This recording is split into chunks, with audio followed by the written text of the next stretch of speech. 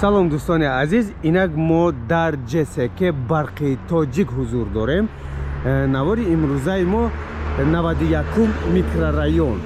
мо аз амин калчавой сар мекунем, яъне ки аз амин мост он тараф қараболо. Инҷа ҳозир автобуси 8 омада истодааст. Автобусҳои нави, яъне ки ба мо хитоиё тӯҳфа додаанд, ба фикри ман хитоист. Бале. Ва он тараф дӯстони азиз 91-92 меравад. Элистрой сервис. Анин мости қараболо ва анин роҳи зеризаминӣ ва ин барқи тоҷик. Дӯстон, роҳи мо ин тараф. дӯстони азиз, мо инҷа имрӯз 9 май, рӯзи ғалаба, иди ғалаба, ки солҳои 41-45 бобокалонои мо барои сулҳу, барои ғалабаи фашист ҷон бохтаанд. Ва ҳамаи шумо табрик мекунам имрӯзро ва инак меравем. Нигоҳ кунед, чӣ хел боғи зебо дорад инҷо. ва инҷо ба фикрам ҷои мошиндарояш ҳаст. ва аз раҳ он тарафаш мед коллеҷ, мед институт, биноҳои истиқоматӣ, ҳай бигем хеле домои зебо аст. Салам папалам.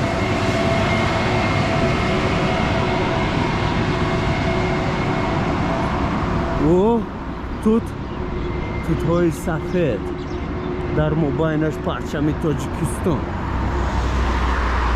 аз ра он тараф дар зери домҳо, дар зери ин биноҳо нигоҳ кунед, мағозаҳои гуногуни кӯдакона, мағозаи либоса ва ғайраҳо. хеле рекламаҳои зебо дорад, хеле ороиш додааст. мобайн дар хали як заборчаам хемондагиан то охира ки вай одамо инҷа нагдаванд, нараванд, яъне ки аз роҳҳои зеризаминӣ истифода баранд. яъне ки инҷа ҳозир мо номи ин кӯчаро мехонем барои шумо. агар нависта шуда бошад хеле хуб, вале нест.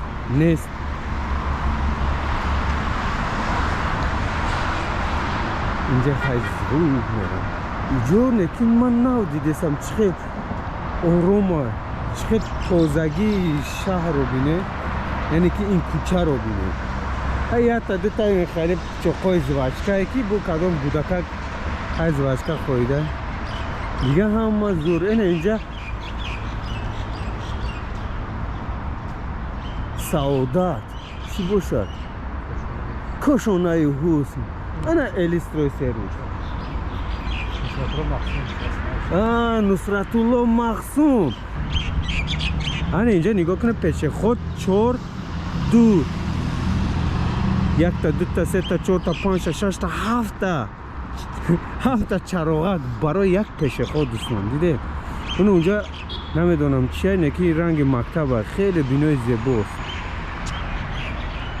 ин тараф меравем дӯстон. эн Махсум, Нусратулло Махсум 79. дӯстон, посолствои Эрон будааст дӯстон. нигоҳ кунед. посолствои Эрон хеле зебо, ранги худшон ҳам бинои эрониё сохтаанд. бисёр ҳамхари бинои зур месозанд, вале бо дарбараш чизи сохтмон рафта истодааст дӯстон. диде? ба фикрам бо посолствои бо барҷа чӣ давлата ҳамунро сохтесиянд. медуроем ози дӯстони азиз, мо инами чӣ хел дидед 91 микрорайон гуфтанд. бо дархости баъзе дӯстон дар сомонам хай ҳаминҷо омадем, гуфтем биёед ҳаминҷо сар кунем, ки хеле шуд тӯли 5-6 моҳ ҳастанд ки мегӯянд 91 ва 92 микрорайон. она бо аз ра он тарафаш 92 микрорайон. насиб бошад инҷо як кор аст, ҳал мекунем ва ба 92 микрорайон ворид мешавем.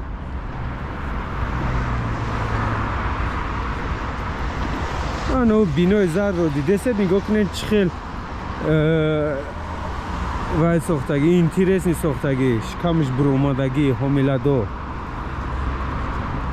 انا دوستان ارتل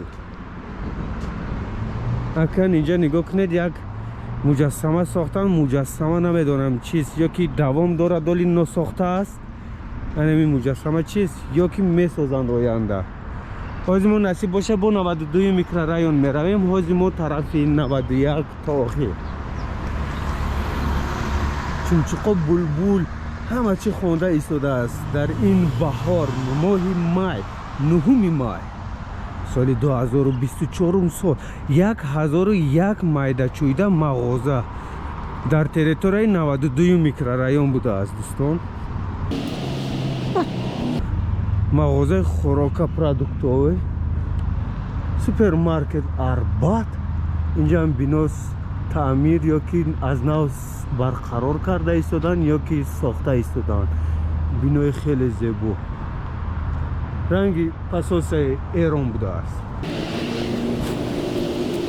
اینجا نکی خیلی زیبا ساختن ما گفتیم این طرف دوستان عزیز 91 میکرورایون کوچه نصرت الله مخزوم ایناش کوچه علیشیر نوایی آفرین دوستم پیش از رفتنت کمک کرده ایستاده ای تو بامو در نظر میگیریم انا توت سرخ حاضرش ده سیاه نشده و سرخیش به تمام شده ایستاده است نگاه کنید واو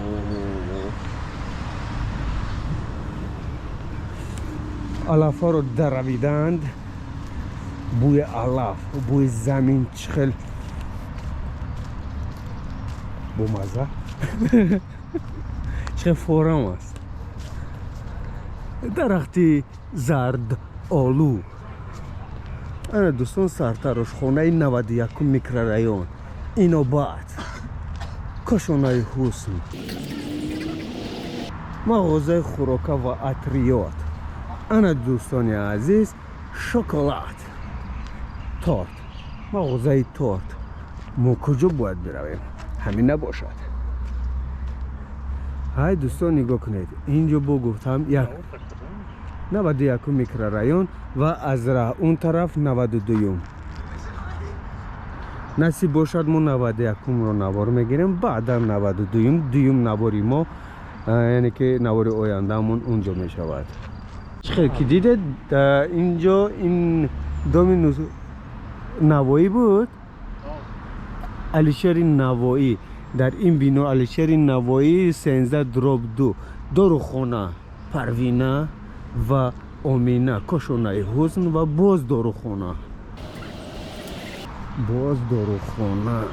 این تریتور خیلی آروم بود از دوستان نگاه کنید در اپتیکا داروخانه خیلی با فانتانچه کردن ولی استادچه ندارد که دیامباش کرده همین یک توت رو میگیریم و کنید چطور است انا نگاه کنید این رو ما چاق میگوییم یامباش کرده ایستاده است پرید تستایار بود است اینجا و اخمق پیو بر بود است نوری عجام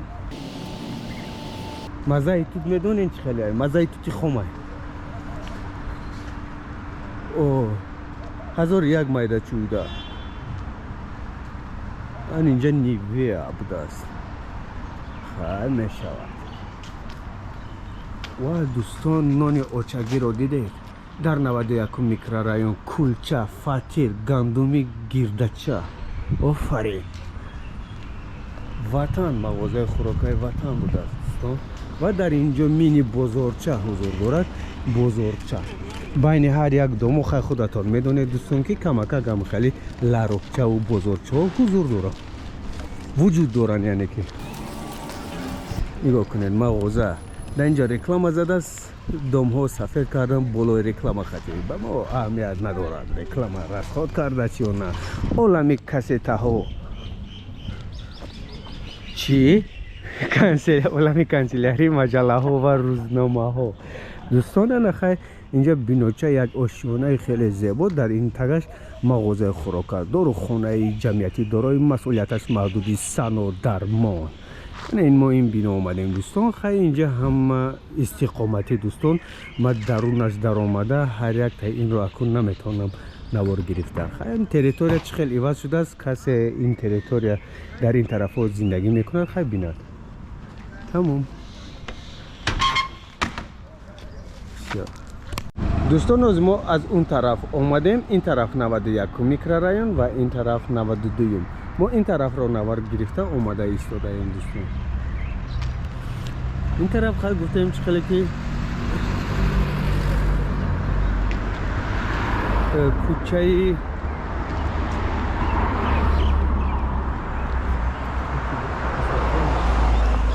طرفش نصرت الله مخشوم بود. این طرفش کلچی نوایی بود.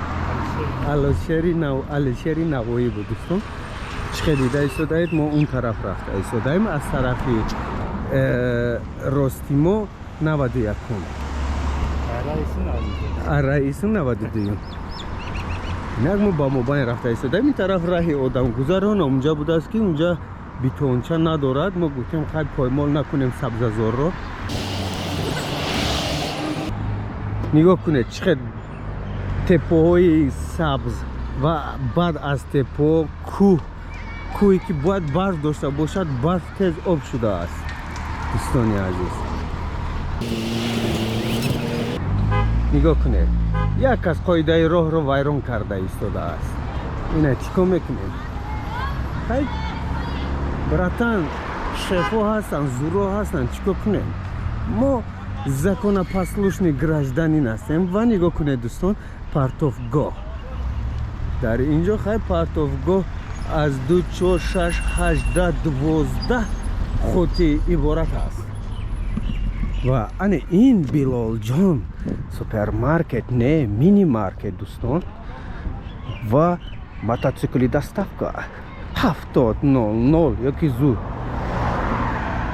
زیر رنگ 7 خوندم دوستان. اینجا ایستگاه های گویم خیلی ناو انا کبوتر در اینجا کوچک کرتونی رو دیده است. پلان کشید ولی ما جزیر کردیم پلانش رو.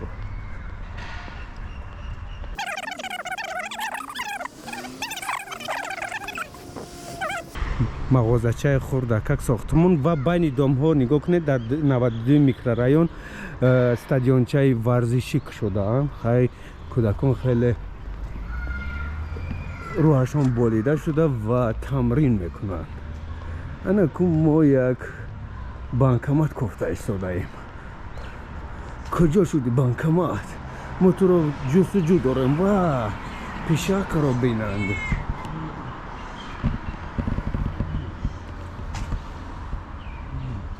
تای کشم خور که افتش چی خیلی؟ شکر پاسپورت داری؟ هیچ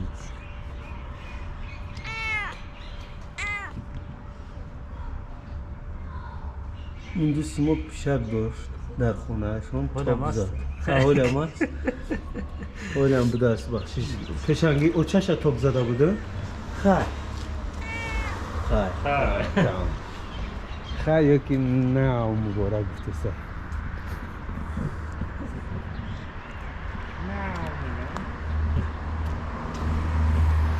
اون طرف چند خیلی که دوستان رفتن گیرم همون قدر تپه بر اومدن میگیریم. چه خیلی دیده ایستاده تپه میتوان خیلی سبز و اون بینوی نوسترویکو او کدام تریتوریا در داخل میشیده باشد.